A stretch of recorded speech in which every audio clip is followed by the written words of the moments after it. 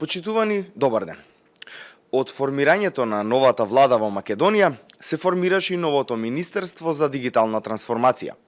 Следењето на светските трендови, борбата против криминалот и корупцијата и дигитализација на услугите кои се потребни на граѓаните се дел од целите на новото Министерство и владата.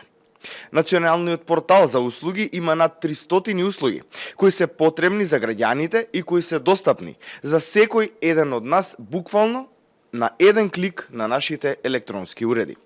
Се работи на тоа да нема повеќе гужви по шалтерите, но и да не се земаат слободни денови од работа за да извадите, например, едно уверение за државјанство. Се тоа за граѓаните од доста голема корист, бидејќи им се намалуваат трошоците и не мораат да губат денови за да добијат потребен документ и да талкаат од институција до институција. Ова година се отвори и Innovate edX, Европски дигитален иновацијски хаб во Македонија, кој е прв од ваков карактер. Се работи и на законот за сајбер безбедност и на дигиталната писменост и олеснување на студентите преку факултетите да добијат бесплатни Wi-Fi зони во студентските домови. Колкава е користа од ова? Кои се предизвиците со кои се соочуваме како држава? Дали сме заштитени од сајбер напади? Денеска на оваа тема разговараме со Стефан Андоновски, министер за дигитална трансформација. Добар ден, добре дојде. Орце Симов, председател на Комората за ИКТ услуги при Сојузот на стопански комори на Македонија и председател на партиската комисија за информатичка технологија. Добре дојдовте. Добре најдов и благодарам на поканата. И Иван Живковски, директор на Агенцијата за катастар за недвижности. Добре дојде, добре ве најдовме. Јас би почнал прво со министерот Андоновски. Министре, помина 8 месеци од како се формираше новото министерство. Како сте вие задоволни од досегашната работа и колку се помогна со националниот портал за услуги на граѓаните и дали во иднина планирате да продолжите со ова темпо или со можеби некои поголеми чекори? Кои се вашите прогнози за понатаму? Благодарам на прашањето, Тино.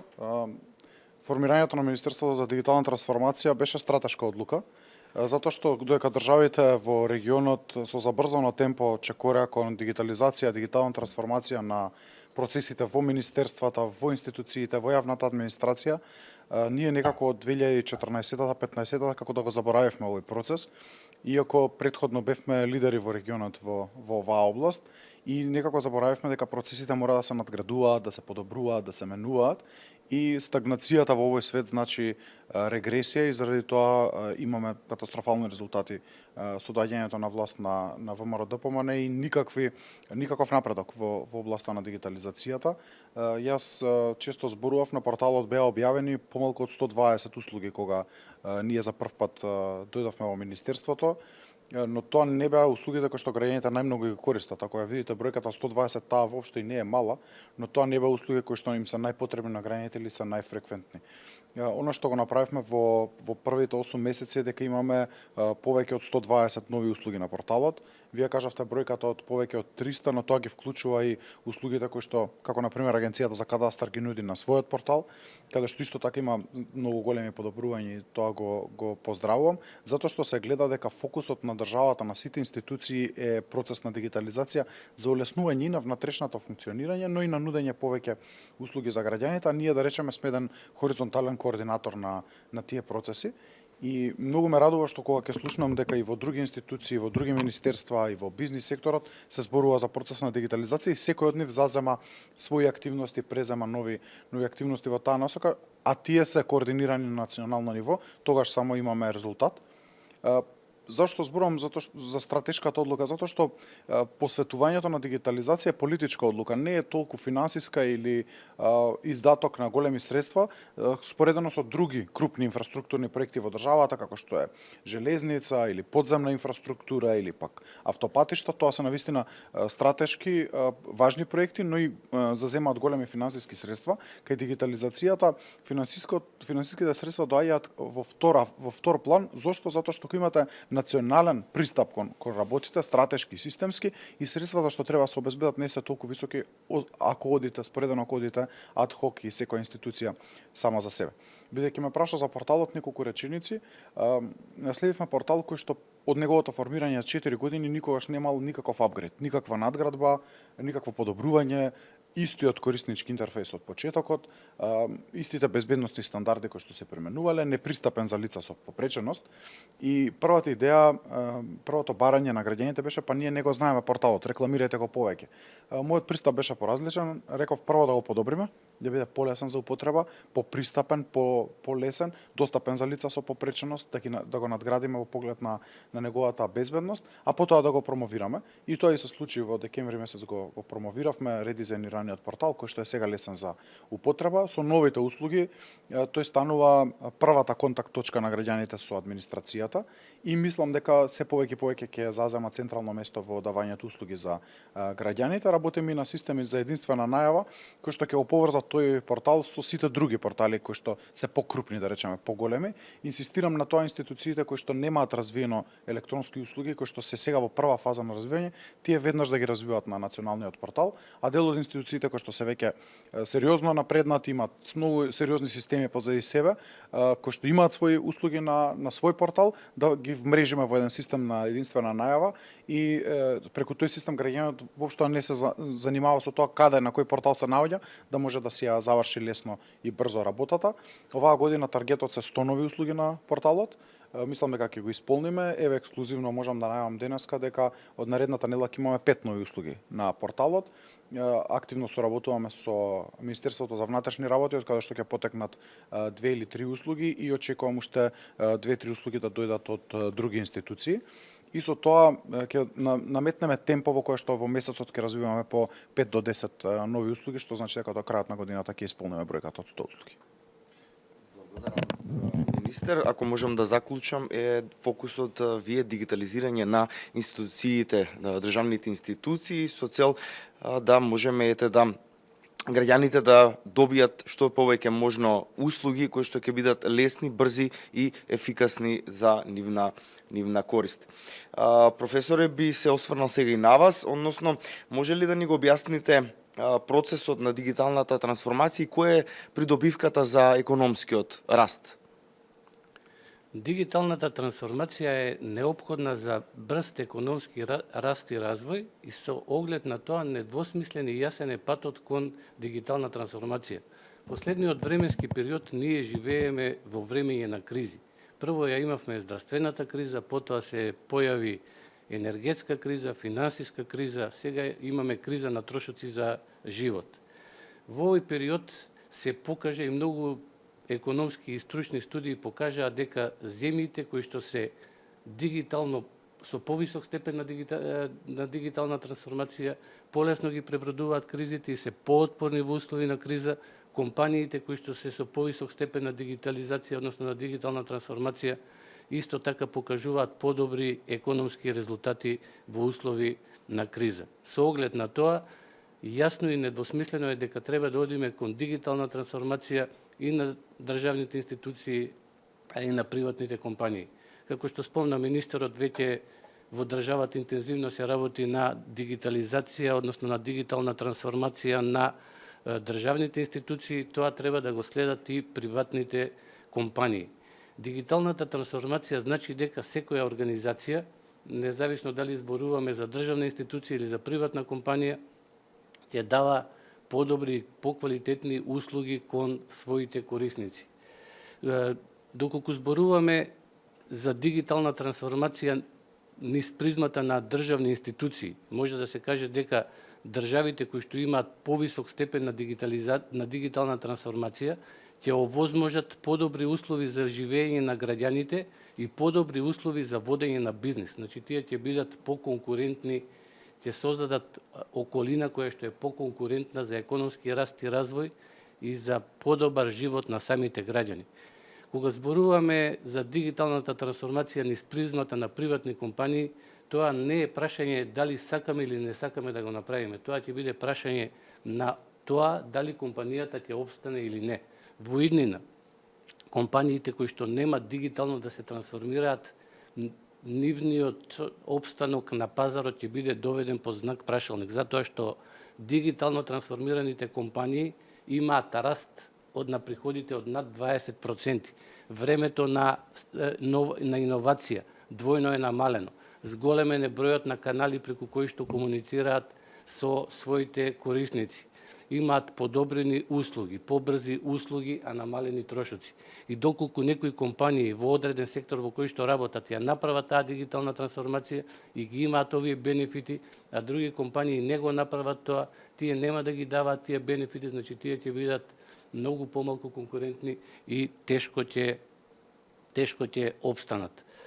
Значи треба да работиме кон тоа што е можно побрзо да направиме дигитална трансформација на државните институции, а исто така да работиме и да ја помагаме дигиталната трансформација и на самите компании. Тоа ќе го правиме и преку ЕДИХ проектот кој што го спомнавте, Европскиот дигитален иновацијски хаб, и на тој начин ќе помогнеме да создадеме поголем бруто домашен производ во нашата земја, поголема продуктивност, со тоа поголеми плати, подобар стандард на нашите граѓани. Ние во овој период сме сведоци на кризата на трошоци на живот, во која што стандардот на граѓаните паѓа затоа што цените на производите и на услугите се зголемуваат со поголема стапка отколку што се зголемуваат приходите на граѓаните.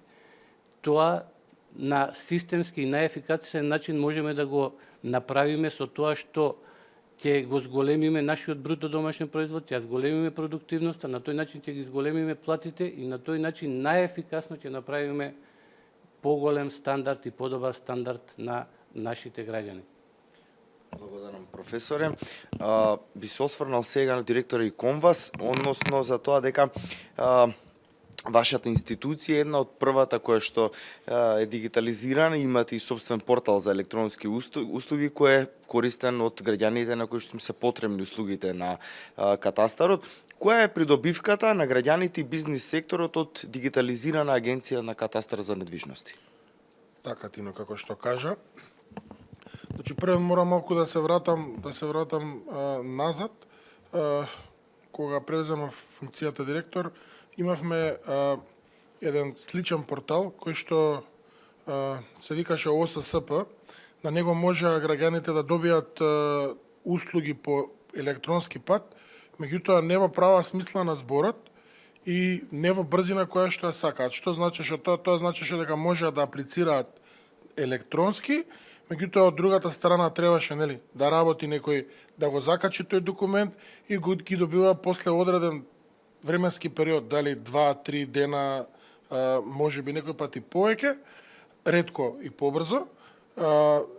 Ние успеавме за краток период да направиме еден комплетно нов портал кој што е наречен euslugi.katastar.gov.mk, кој што го промовиравме некаде при крајот на минатата година и кој што е комплетно дигитализиран. Што значи тоа? Тоа значи дека се по граѓаните или правните лица кои што имаат потреба од одреден документ аплицираат и за неполна минута веќе го имаат документот на нивната електронска пошта, што значи дека и втората фаза од поднесување на барањето, изработката е автоматски, односно е дигитализирана. И тоа овозможува граѓаните и правните лица, бизнис секторот да добиваат брза и ефикасна услуга, зашто во спротивно би требале да дојдат на шалтер, па да поднесат барање, па да почекаат тоа се изработи. Тоа кошта многу и време, меѓутоа кошта времето е пари и кошта и многу пари. Така да тоа го промовиравме, беа вклучени 107 услуги кои што можат граѓаните и правните лица да ги користат електронски.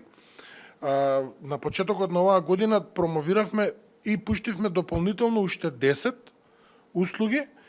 Со тоа го зголемивме овој фонд и ние планирано дека до крајот на оваа година ќе пуштиме дополнително уште 10 услуги. Големо ми е задоволството што сите овие услуги успешно се имплементирани на националниот портал кој што го води Министерството за дигитална трансформација. И ова е само еден од сегментите кој што оди во насока да се добива побрза и поефикасна услуга, а во оној другиот дел кој што подразбира нели тековно примање на предмети, уписи на хипотеки, промена на собственост, уписи на згради и се она што влегува во опсегот на катастарот и на катастарското работење, можам да кажам дека сме целосно дигитализирани, 100%, што значи дека сите оние пријави кои што стигаат во катастарот стигаат токму преку оние професионални корисници, тоа се нотари, извршители, адвокати, геодети, така да тука ни е многу олесната работата и на нам, меѓутоа и на овие кои што ги професионални корисници кои што ги споменав, затоа што електронски го користат системот на Агенцијата за катастар и морам да напоменам дека тој систем професионалните корисници го користат апсолутно бесплатно. Значи ЕКАТ шалтерот се користи бесплатно и едноставно ги обрзуваме на тој начин сите процеси до добивање на побрза и поквалитетна услуга.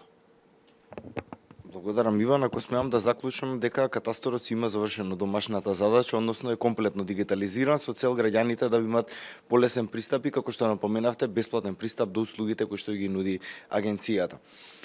Министер, морам да се осврнам и на она што беше и актуелно изминатиот период, а тоа е дека во напредна фаза е подготовката за законот за сајбер безбедност. Кои се вашите очекувања? Дали ние би биле безбедна држава од овој аспект?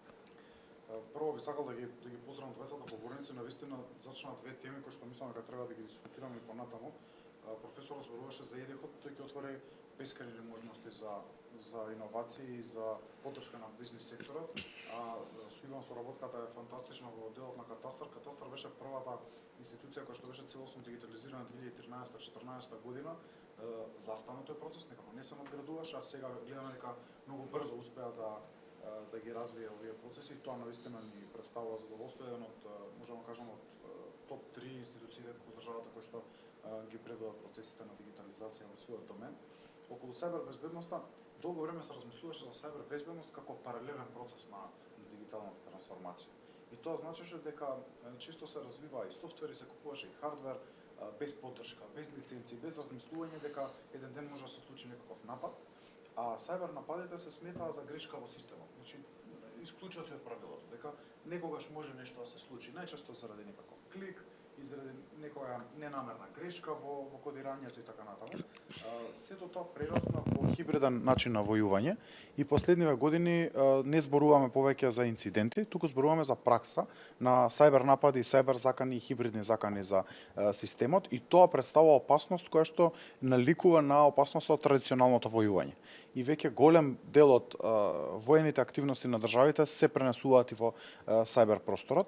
За жал Македонија не го следеше овој тренд на регулација и на планирање во процесот на сајбер безбедност и ние немаме развиена регулатива и стандарди, но и стратегија како треба да се однесуваме. Стратегијата за сајбер безбедност која што ја донесовме кон крајот на годината беше после 3 години вакуум простор во кој што не постоеше стратегија за сајбер безбедност, а претходната стратегија која што била донесена имаше реализација од помалку од 10%.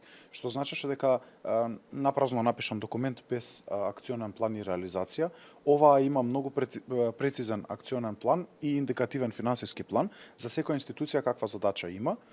А законот по прв пат ќе се донесе закон за безбедност на мрежи и информациски системи или така наречен закон за сајбер безбедност, кој што е апроксимација на НИС-2 директивата, НИС-1 и НИС-2 директивата и нема да биде закон кој што ќе биде применлив од првиот ден. Тој ќе биде закон кон кој што ние ќе се стремиме да го достигнеме. Стандард кој што ние ќе се стремиме да го достигнеме како држава, не само како една институција, регулира повеќе прашања од сајбер секторот во рамки на Министерството за дигитална трансформација, до офицери за сајбер безбедност во секоја институција, до критична инфраструктура во поглед на сајбер безбедноста. Што треба да се направи за да се заштити? Во моментот ситуацијата не е сјајна, излегува некои мерења дека ние сме меѓу последните држави во Европа по нивото или по нивото на заштита од сајбер безбедност и по изложеноста, што значи дека постои се уште огромен простор за напредок. Ова често се случува затоа што мерките кои што биле преземани од институциите биле адхок. Ако некоја институција има менаџер кој што смета овие прашања за релевантни, тогаш внимавал и на лиценци, внимавал и на обновувања, и на заштита и така натаму, доколку институцијата немала таков човек внатре како менаџер, таа не се однесувала на тој начин. И тоа е едно прашање на надзор кој што не беше регулирано до сега Имено сите закони кои што беа под Министерството за дигитална трансформација немаа свој инспекциски надзор. Што значи дека однесувањето на институциите никој не го контролираше. Со измените кои што ги правевме изминатиот период, а и вградено во Законот за сајбер безбедност, е инспекциски надзор кој што ќе го врши Министерството за дигитална трансформација, кој што ќе следи дали некоја институција ги почитува овие мерки на заштита. Прво ќе биде тоа превентивно, ќе биде со едукација, со разбирање, со тренинг, а потоа ако видиме дека институцијата неколку пати не се однесува како што треба, тогаш ќе биде и со изрекување на мерки. Затоа што казната доаѓа најчесто од напаѓачите. Кога имате ransomware напад, вашите податоци се или заклучени, избришани, повлечени и некој бара сериозни средства за вие повторно да ги имате на достап тие информации. И тоа се случувало бројни пати во Македонија, без некој да алармира во јавноста. Беа сведоци и граѓаните. И тоа мораме да го превенираме во периодот што следи, знаејќи дека нападите само ќе се зголемуваат. Никој не може да каже дека со донесување закон, стратегија, правила, ние нема да имаме повеќе напади, но државата мора да изгради еден системски робусен пристап во оваа насока и заради тоа тука е стратегијата како прв стратешки документ за наредните 4 години, потоа тука е законот и паралелно со тоа работиме на минимум безбедносни стандарди кои што секоја институција ќе мора да ги исполнува, на патоказ како се однесувате кога имате некој таков напад. Тоа се едни документи кои што ќе служат и како обучувачки или прирачници документи за институциите како треба да се однесуваат. Суштината на пристапот треба да биде сајбер безбедност по дизајн. Тоа значи дека кога го планирате софтверот или хардверот во вашата институција, вградено од првиот момент мора да имате систем на некаква соодветна заштита. Благодарам, министер. Убаво ни го објаснивте процесот за сајбер безбедност, односно како да се заштитиме од оние дигитални закани кои што се сега веќе изминативе години доста модерни и се надевам дека државата ќе биде спремна во иднина да не заштити од сите овие напади. Професоре, за разлика од порано, кои се вашите очекувања околу борбата со сајбер безбедноста? Сајбер безбедноста ќе станува се по-клучно прашање и прашање што се повеќе ќе се експлоатира и ќе се појавува во јавноста, затоа што дигитализација, дигитална трансформација, односно се поголема интеграција помеѓу реалниот свет и сајбер просторот, без соодветна сајбер безбедност, без соодветни мерки и архитектури за информационна сигурност, ќе биде сигурен рецепт кон катастрофа. Дигитална трансформација значи да се реиновираат процесите во организацијата, независно дали се работи за државна или приватна институција, да се реобмислат и потоа да се тие процеси да се овозможи да бидат достапни преку дигитални, односно информациони алатки преку интернет. Кога информациониот систем ги овозможува услугите што одредена институција ги дава преку интернет, тоа значи дека информациониот систем е достапен од било која точка на земјината топка. И тоа може да го искористат напаѓачи со различни побуди, некои злонамерни, незлонамерни, љубопитни и така натаму. Така што во минатото информационите системи беа затворени, тие не беа изложени на интернет, услугите не беа достапни онлайн и преку интернет и на некој начин беа повеќе заштитени. Сега кога при таа дигитална трансформација, кога се реиновирани сите процеси, кога се овозможени сите услуги да се добиваат преку компјутер, преку веб браузер или преку мобилна апликација, тоа од една страна пружа големи придобивки и за граѓаните и за стопанството, меѓутоа од друга страна институциите, односно компаниите стануваат мета на напади, односно напаѓачи од разни побуди и сето тоа мора да биде проследено со имплементација на соодветни процедури, архитектури за информациона безбедност, односно правила и прописи кои што треба да се бидат задоволени во делот на сајбер безбедноста, како што испомна министерот дека веќе се во план и се работи на тоа да се зголемува сајбер безбедноста на нашите институции. Ние во изминатиот период, особено после 1989 година, кога беше воведен HTTP протоколот, односно World Wide Web сервисот, комфорот на живење на граѓаните со користење на популарните интернет услуги се повеќе и повеќе се зголемува. Имаме добивање на многу информации преку интернет, купување преку интернет, плаќање преку интернет, разни други сервиси се достапни, одредени услуги од државни институции да се добијат преку интернет. Меѓутоа, сето тоа ја зголемува и потенцијалот, односно можноста да бидат извршени и напади, и затоа целата таа постапка околу дигиталната трансформација треба да биде проследена во исто време и со активни мерки за имплементација на архитектури за информациона безбедност, односно зголемување на нивото на сајбер безбедност. Благодарам, професоре. Убаво го кажав тоа дека без закон за сајбер безбедност тоа е класичен рецепт за катастрофа на дигитализацијата во државата. Иван, како катастарот планира да подобри дигитализацијата и што прави во насока на намалување на административните бариери за граѓаните?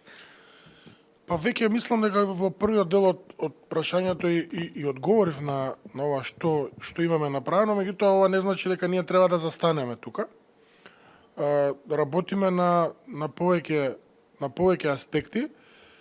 Исто така сакам да испромовирам, иако и во јавноста го испромовиравме оваа алатка, односно оваа нова апликација која што беше и е во функција официјално од пред 2 недели, а таа се вика увид во статус на поднесено барање. Што значи тоа? Тоа значи дека секој кој што има активен предмет во Агенцијата за катастар на недвижности може со еден клик и со шифра, односно пасворд кој што е добиен со самото поднесување на барањето во катастар, да провери во која фаза е неговиот предмет. Сега, ова во минатото се појавило како понуда за корисниците, меѓутоа траело многу кратко и не било во реално време. Што значи ако поднесете денес барање, вие ќе можете за 5 дена да видите што се случувало, практично тоа би било скроз нефункционално од денешен аспект. Сега имаме апликација која што со задоснување од најмногу 1 час ја има точната информација, што ние сметаме дека е најблиску до реално време. Практично сите корисници во реално време може да видат дали предметот нивен е во статус обработка, дали е вратен на дополна, дали е одбиен, дали е завршен. И едноставно и ова алатка ги насочува луѓето кон тоа дали имаат потреба да дојдат до катастар да подигнат некоја документација, дали ќе добијат електронски, дали можеби треба нешто да се коригира. И едноставно и тука исто така влијае како и на бизнис заедницата, меѓутоа и на граѓаните за да добиваат побрза и поефикасна услуга. Меѓутоа она што ние исто така како мака, а за кое што спомна и министерот Стефан, точно 2012, 13, 14 имало еден скок во агенцијата кој што потоа застанал и тука пред се мислам на нашиот главен оперативен систем кој што во моментов почнуваме да го модифицираме, да го усовршиме, бидејќи тој е застанат на времето пред некои 10-12 години, а околностите за работа и технологиите се отидени многу напред. Едноставно од практичен, од катастарски аспект, никој не можел пред 12 години да предвиди дека во Македонија ќе се градат 30 катници, дека ќе се градат цели комплекси на една градежна парцела кој што ќе бидат од 200, 300, 500 стамбени единици, дека сето тоа ќе биде оптеретување за системот по кој што работиме. Значи, продолжуваме во насока на тоа да и самите вработени да имаат можност за побрзо да ги сработуваат предметите. Јас и минатиот пат кога бев гостин во вашиот подкаст, кажав дека проблемот со решавање на предметите ни е надминат и тековно се решаваат. И така меѓутоа со самото тоа што би направиле, пристапуваме кон подобрување на самиот систем, ќе имаме можност да граѓаните добиваат уште побрза услуга и едноставно нема на ниту еден начин да биде она од минатото, ако имаш проблем у катастар, моли се да ти се заврши. Значи, одиме кон насока на тоа со дигитализацијата, подобрување на услугите, нудење услуги електронски и пред се намалување на можноста човечки фактор да влијае на предметот како би бил постапен. Што значи да нема многу оваа теза во јавноста се почесто ја користи и министерот Панче Тошковски во врска со Safe City што се планира да се воведе од 1 јануари 2026 година, меѓутоа интенцијата е истата, секој во својата област, меѓутоа да добиеме услуга што ќе биде што побрза и што поефикасна. Би сакал само да се надоврзам на ова што го говоревте. Имате проект кој што го исто така го спомнавме во нашиот подкаст, не биди соучесник пријави обид за корупција. Дали преку ова ќе се намали, да речеме, корупцијата во агенцијата и кои се чекорите понатаму? Така, Тино, како што кажат, ни е насловена кампањата "Не биди соучесник, пријави обид за корупција". Не биди соучесник затоа што јас неколку пати го имам повторено, мојата теза имам повторено, а таа е дека во изминативе 30 години нашето општество се извитопери и покрај тоа што ако во некоја институција имало појава на корупција, дека некој ти барал корупција, многу често имаме појава и да дојде граѓанин да има потреба и сам да прашува каде треба некого да потплати. Тоа е жалното во нашето општество и сите ние мора да се залагаме да граѓанинот или правното лице кое што фирмата која што има потреба треба да плати само за административната такса спрема одредена институција, ништо повеќе, ништо помалку. Оваа кампања која што ја започнавме меѓу првите активности откако преземав функцијата директор, има за цел пред се да влијае превентивно, да ги мотивира луѓето кои што имаат потреба од користење на услугите на катастар, доколку најдат на ваква појава некој да им побара нешто што не е во рамките на законот, односно да дадат мито, веднаш да биде тоа пријавено со цел со сите институции други во соработка да биде санкционирано соодветно. Меѓутоа и ги охрабри луѓето кои што во минативе, особено 7-8 години, имале проблем со катастарот од X причини, имало некои предмети кои што на чуден начин се завршувале, а не требало да бидат завршени. Имаме предмети кои што требале да бидат завршени, а не биле завршени, затоа што некој на некого нешто барал, што е спротивно на закон. Луѓето се охрабруваат, се јавуваат телефонски на отворената линија, праќаат мејлови, доаѓаат на средби кај мене, доаѓаат на средби кај луѓето од мојот тим, се отвараат тие предмети, се проверуваат, се поднесуваат соодветни пријави, се известуваат надлежни органи, се со цел да успееме колку можеме повеќе да расчистиме дел од овие појави кои што биле присутни во минатото, меѓутоа пред се и да превенираме да не се случуваат вакви појави во иднина. Благодарам, директоре. Со ова почнам и последниот сет на прашања. Ќе продолжам сега со професорот и накрај ќе оставам министерот, бидејќи имам две клучни прашања. Професоре, како да ги заштитиме граѓаните од евентуални напади преку SMS пораки, мејлови и слично? Кои се чекорите што треба да ги преземеме?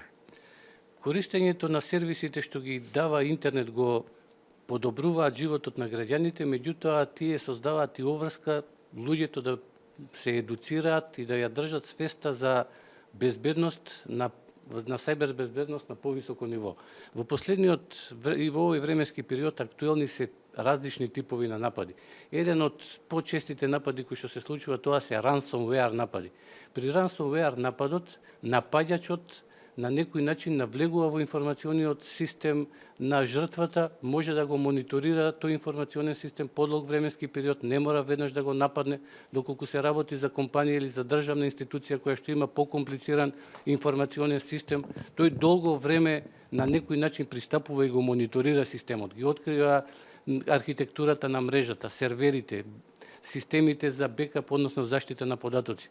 И кога ќе го утврди како е изграден целиот информационен систем, тогаш може да нападне и да ги криптира податоците, и продуктиските податоци, и системите кај што се прави заштита на сите податоци.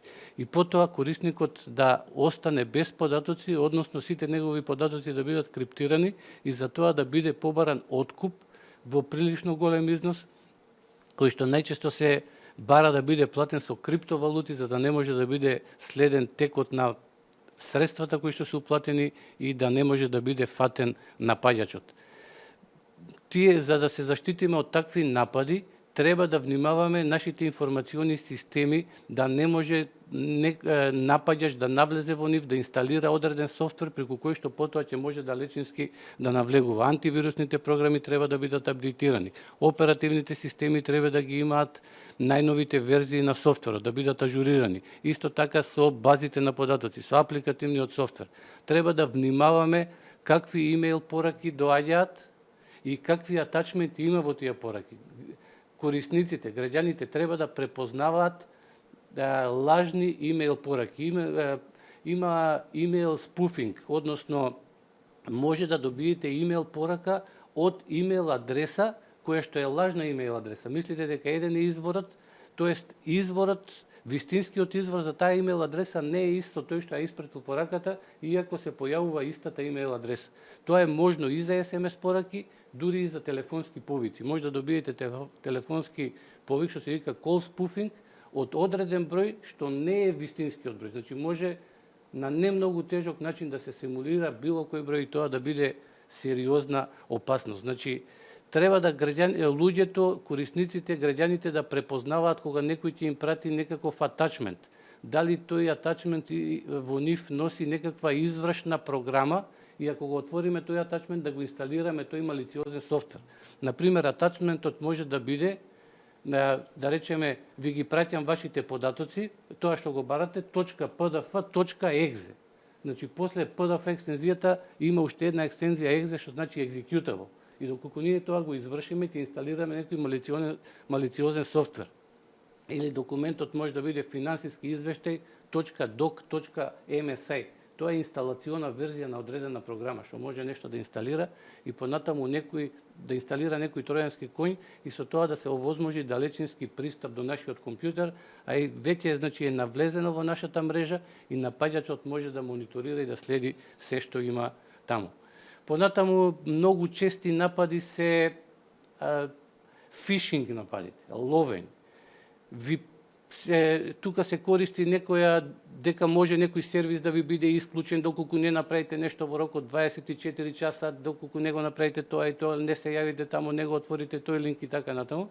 Во тоа ловење се користи социјален инженеринг, се користат психолошки елементи на заплашување, напаѓачот праќа некаков линк и ви вика доколку вие тоа не одговорите на ова или не го направите тоа и тоа, вашиот Facebook акаунт ќе биде затворен, Google акаунтот ќе биде затворен и така натаму. Кога ќе се кликне на тој линк, треба да се види во браузерот адресата, дека таа адреса воопшто што се отвара, воопшто не одговара за компанијата од која за која што бил пратен таа имейл адреса. Ќе се види дека тој URL, тој Uniform Resource Locator е сосема нешто друго. Тоа може да биде надополнето на таков начин да речеме некој ви праќа доколку вие не го потврдите вашиот Facebook акаунт со кликање на овој линк, вашиот акаунт ќе биде затворен. И вие кога ќе кликнете на линкот, URL-ато е нешто друго. Меѓутоа кога ќе го отворите може некој да симулира тамо да се појави иста форма како што е вистинскиот Facebook и да има username и password и вие тамо ги внесувате юзернејмот и пасвордот, меѓутоа на лажна страница и напаѓачот ги добива вашите податоци за пристап до одреден сервис, независно дали е Facebook, дали е Instagram, дали е Google и така натаму. Понатаму чести напади се denial of service или distributed denial of service. Со таков напад беше нападнат 2020 година Државната изборна комисија на 15 јули, кога беа парламентарните избори, кога сајтот на Државната изборна комисија не беше достапен. Значи, ние кога зборуваме за информациона безбедност, информационата безбедност ја гледаме низ три параметри. Тоа е интегритет, доверливост и достапност. Доколку било кој од тие параметри е нарушен, можеме да кажеме дека имаме сајбер напад. Достапност, доколку е нарушена достапноста, тоа значи дека информациониот систем не е достапен за неговите корисници, он е оневозможен.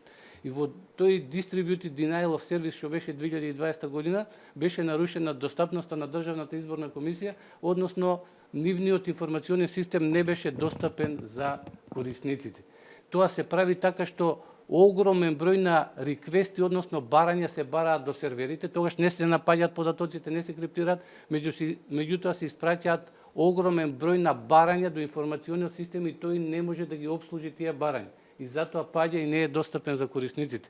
Потоа, доверливоста е напад во која што е нападнат системот така што неовластени лица имаат пристап до податоците. Лица кои што немаат право, на некој начин навлегле и они имаат право на пристап до податоците и тоа понатаму може да биде искористено за индустријска шпионажа, преоземање на податоци, одредени уцени и така натаму. И може би најопасно во нападите е доколку е нарушен интегритетот. Тоа значи дека некој неовластено навлегува во информациониот систем, меѓутоа и ги менува податоците. Информациониот систем е достапен, не се забележува дека некој го напаѓа, меѓутоа напаѓачот и ги менува податоците. Вие не знаете од кога почнал да менува, може да менува во базата некои податоци, тоа лесно не се забележува. Бекапите кога се прават и во нив влегуваат тие измени што неовластено се направени, така да тоа се едни од најопасните форми на напади. Во последно време нападите, особено е опасна примената на вештачка интелигенција при нападите. Да речеме, ние сега можеме со вештачка интелигенција, доколку во одредена просторија ставиме некој микрофон и кога корисникот куца на тастатурата, секој тастер дава различен звук. Вештачката интелигенција преку звукот може да одреди кој тастер бил притиснат. Значи, понатаму ние можеме да ја научиме некоја невронска мрежа да ги препознава тие звуци и точно ќе знаеме што се куца, односно што се внесува на тој компјутер. Тоа може да биде искористено за преземање на юзернейми, на пасворди, на документи што се употребуваат на тој компјутер и така натаму. DNS спуфинг, caller ID, да речеме, тоа е особено опасно, затоа што вие може да симулирате дека се јавува некој од било кој број. Значи може да добиете повик од број што не е вистинскиот корисник на тој број. Тоа може да биде направено со voice over IP на прилично едноставен начин. И сега кога имаме сервиси кога што одвиваат преку телефони, да речеме, замислите, имате личен банкар на кој што може да му се јавите и да му кажете префрлете на таа и таа сметка толку и толку пари. И сега напаѓачот преку вештачка интелигенција го симулира вашиот глас, а од другата страна користи caller spoofing, може да го симулира и вашиот број, он да се јави и да му каже на банкарот да изврши одредена трансакција што не сте вие. СМС сведоци сме дека стигнуваат, особено од Македонска пошта, огромен број на СМС пораки дека вашата пратка е стигната. Онлайн трговијата е во значаен пораст. Многу пратки доаѓаат од македонски онлайн продавници, од кинески онлайн продавници, од Амазон, од амерички, од целиот свет и речиси секој човек очекува да му дојде некоја пратка. И сега му стигнува на телефонскиот број, вашата пратка е стигната, он го очекува веќе некаква пратка, кликнете на тој линк за да пополните некакви податоци од вашата банкарска картица и така натаму.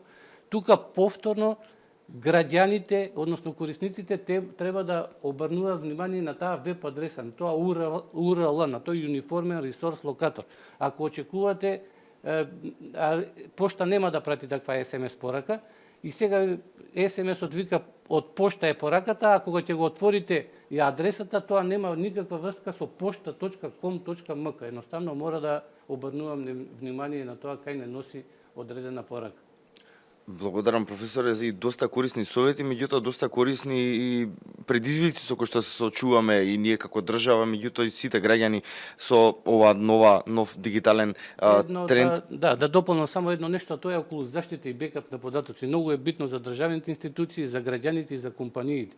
Нивните податоци да ги чуваат на офлайн бекапи, на нешто што не е поврзано на интернет и во истата мрежа. Граѓаните најчесто имаат некакви мултимедијални податоци, слики, видеа, родендени, прослави и така натаму. Тие да ги чуваат на неколку места и тоа да не биде поврзано на компјутерот кој што има на интернет. Институциите да имаат disaster recovery центри и офлайн бекапи на податоците, компаниите исто така. Благодарам, професоре. Министар, сега некако ова накрај ќе го сведеме. Дали ова што го зборуваше професорот е составено во Законот за сајбер безбедност? Потоа како второ подпрашање, прво ова па ќе продолжиме со. Да, навистина корисни информации за граѓаните и за институциите. Еве еден интересен податок затоа што заврши професорот со DR сайт или со Disaster Recovery позиции. Државата има изградено центар за опоравување од катастрофи, се нарекува во Прилеп. Го менаџира Министерството за внатрешни работи. Интересен факт е дека само 3 институции го користат во моментов. Има искористеност под 8%. А голем дел од институциите кои што имаат, решиле да имаат свој заштитен сајт некаде, најчесто тоа е или во своите простории, на исто место им се наоѓа и примарниот сајт и секундарниот, или пак користат приватни институции, приватни провайдери. Се надевам дека во наредниот период работиме со МВР на една информација со која што ќе направиме позитивен притисок кон институциите тоа да го користат сајтот на МВР во близина на Прилеп и да размислуваат на оваа заштита и компаниите се сложувам. Голем дел од работите кои што беа кажани се дел вградени во Законот за сајбер безбедност и се надам дека ќе биде како патокас за однесување на институциите. Ние се фокусираме на државните институции, но во исто време и на приватните институции кои што имаат критична компонента. Дали се тоа банки, беше спомната пошта, дали се тоа телеком операторите кои што се клучни во алката, има и бројни други институции од различни области, контрола на летање, аеродроми и така натаму, кои што се во приватниот сектор, но вршат дејности од критичен јавен карактер и се надам дека и со законот ќе успееме тоа во тој дел да ги мотивираме и па ако треба и на репресивен начин да ги натераме да ги следат стандардите на основна безбедност. Ова ми беше како трето последно прашање за вас. Изминатиот период бевте на светскиот самит на влади 2025 година. Што се разговараше таму, кои се нивните препораки и што можеме да научиме од нив? Ако не се лажам, имавте доста средби со важни луѓе од секторот за дигитална трансформација, ако може подетално околу тоа. И за крај би сакал да ни кажете колку е значаен Innovate Hub-от во економска смисла. Ајде за светскиот самит на влади, после подолго време Македонија прв пат присутна на настан од таков калибар. За големината на настанот зборува што на истиот зборуваше Елон Маск, нашиот пријател премиерот на Унгарија Виктор Орбан, бројни представници, директорот на Google, директорот на Amazon, навистина еден висок калибар на говорници. Имав можност да се сретнам со организаторот на тој настан. Тоа се тројца практично министри од владата на Обединетите арапски емирати кои што го организираат. Многу се фокусирани на иновациите, на сајбер безбедноста и на вештачката интелигенција. Многу вложуваат во тоа. Еве еден интересен податок. Беше промовиран новиот воз кој што ќе транзитира во Емиратите. Мислам дека во Дубај ќе биде првата станица каде што ќе биде изграден, кој што ќе биде на погон на соларна енергија, а ќе се движи на патеки изградени од соларни панели. Планот е да пренесува преку 20.000 луѓе на саат, што значи дека ќе биде без користење на било каква надворешен извор на електрична енергија, освен овој по патеката по која што се движи, тоа е една иновација која што не се плашат да тестираат. Таму е интересен екосистем кој што е развиен, да не се плашат да тестираат и да сгрешат. Имаат доста средства кои што ги нашле сите изминати години со минерални ресурси, со нафта, но тие ги вложуваат во многу паметни работи. Еден од најдобрите смарт системи беше министерот за внатрешни работи, таму го виде смарт системи за безбедност во сообраќајот, за борба со криминалот. Многу динамичен систем на водење на процеси во јавната администрација, има што да се научи и се радувам што работиме на меморандум за соработка со Обединетите арапски емирати. Државите од регионот, голем дел од нив веќе потпишале. Тоа е за размена искуства, знаења помеѓу двете влади, затоа што и тие сакаат да научат кои се трендовите во Европа, што ново се случува во Европа. Ние сме особено силни во Европа, силна страна ни е регулативата, подготовката на документи, на стратегии, на планови, кај нив е реализацијата многу посилна страна и мислам дека имаме што да размениме. Баш една од дискусиите беше околу катастарот. И јас тоа ми беше една од тезите дека нашиот катастар, снимањето на земјиштето, основните работи се завршени пред 15-20 години, кога луѓето во светот не размислуваа за дигитализација дигитализација на ова ниво кој што се размислува денес, и тоа е интересно и за нив да го видат, затоа што кај нив пред 15-20 години немаше урбанизам каков што имаат денес. Таму згради од 100 ката се качуваат за 2-3 години, тоа многу брзо се развива.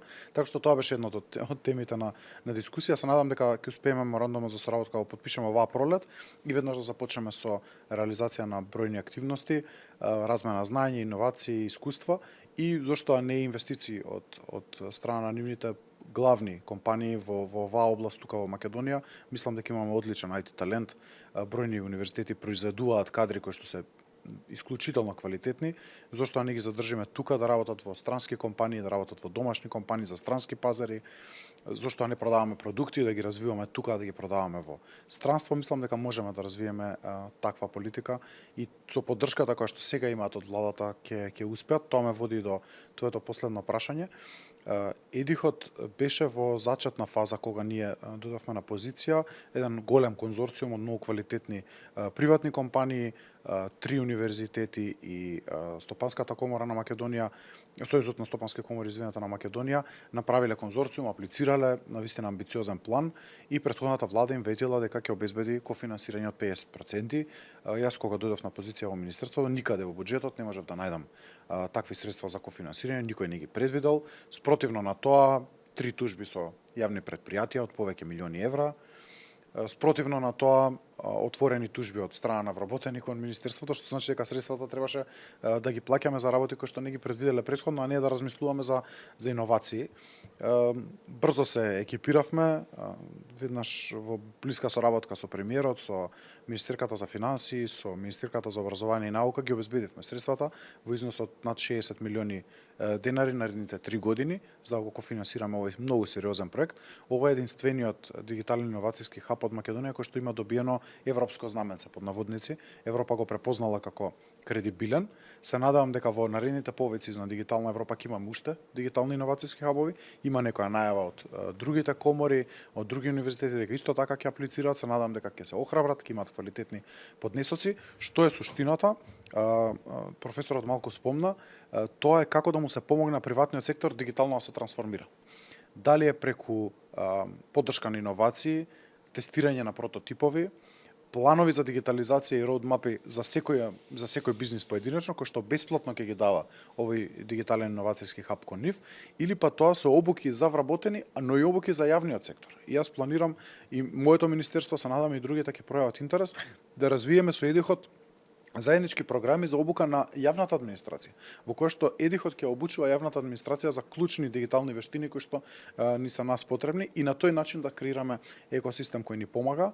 Сметете на тоа дека ако имаме 2 вакви Едиха, 50% од работата сме ја завршиле, ако имаме уште еден, во наредните 3 години ние ќе обезбедиме повеќе од 10 милиони евра кофинансирање од Европската унија, затоа што исполнуваме реформската агенда и ова е начинот на кој што се пристапува кон Европската унија, со дела, со работа, и ако повеќе од 50 компании поминат низ овие процеси, се дигитализираат, се трансформираат, а јас сум сигурен дека тоа ќе биде успех и на овој Едих и на другите дигитални иновацијски хабови, ние ќе ги добиеме тие средства како кофинансирање од страна на Европската унија, ќе можеме да ги вложиме во нови мали и средни предпријатија, во нови бизниси и дигитална трансформација, во уште иновации, а ние сме тука да го поддржиме и да го промовираме овој процес. Мислам дека ние потребна поголема промоција, многу повеќе реклама, ние помалку зборуваме, малку повеќе работиме, но се надам дека во наредниот период ќе најдеме време и за малку поголема промоција за луѓето да ги сватат овие процеси, да се вклучат, да ни помогнат, да не критикуваат, да ни наоѓаат забелешки и на тој начин да стануваме подобри.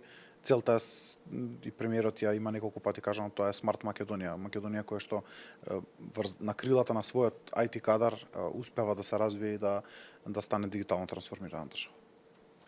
Благодарам министер, благодарам професоре, благодарам директоре. Се надевам дека имавме наистина интересна панел дискусија денеска на тема дигитализацијата станува реалност во Македонија. Ви благодарам.